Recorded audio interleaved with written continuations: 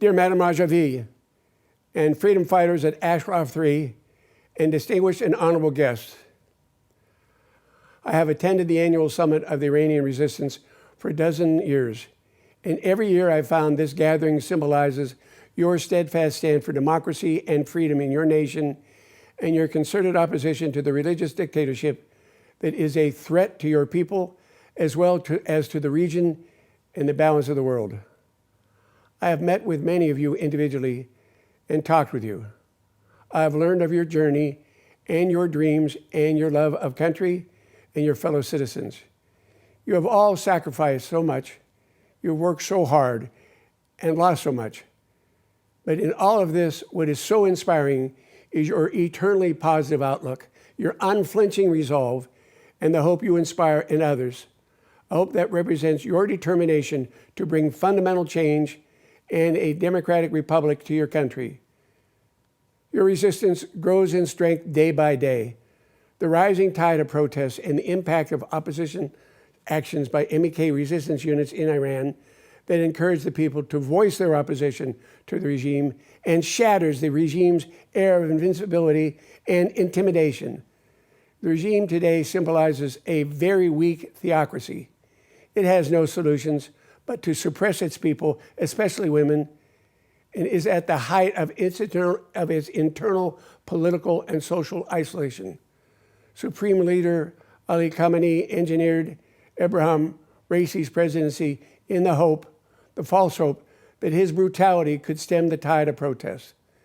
The exact opposite has happened. Ra'isi, as all you know, has the blood of thousands of political prisoners on his hands.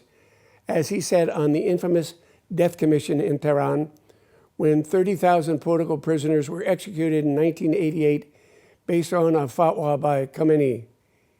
He is not a head of state. He is an outright criminal who should be prosecuted for committing crimes against humanity and genocide. Externally, the regime cannot find the capacity to agree even to a watered-down nuclear deal that is on the table and has pushed the talks to a dead end and put itself into a corner, isolated on the world stage. It is a threat to world security as it is. Imagine if it was armed with nuclear weapons as well. It has continued to pour billions of dollars into its ballistic missile and drone production program and in funding proxy conflicts in the region while denying Iranians necessary services and essential goods.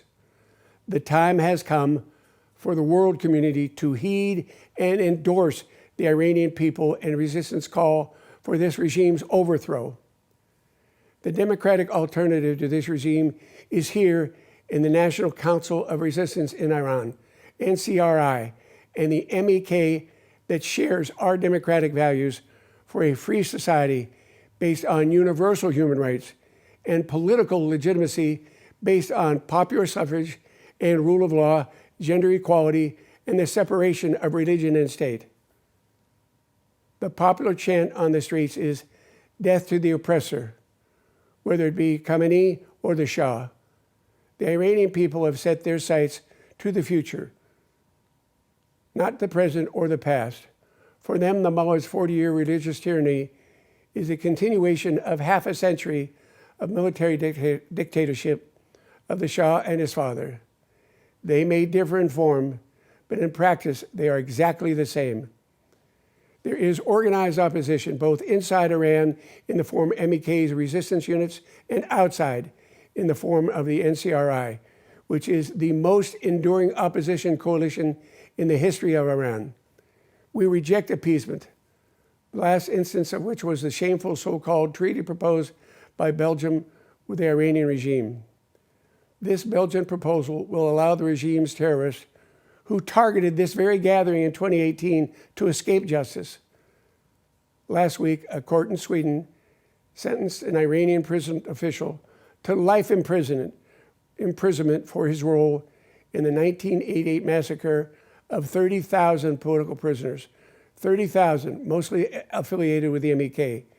ابراهیم Ra'isi was a member of the Death Commission that ordered the execution. It is time that he and Supreme Leader Khamenei be prosecuted for the role in that crime against humanity. I salute the resistance units in Iran that with great sacrifice and risk to themselves and their families, they rise up to pave the way for voicing a protest to this regime. And despite mass arrests, their actions have grown in depth and breadth.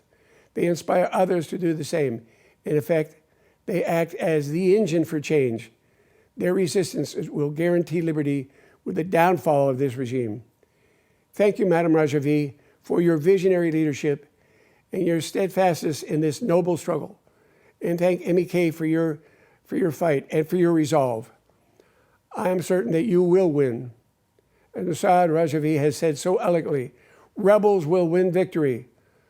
I look forward to being with you on the day we will be celebrating together in Tehran. God bless you.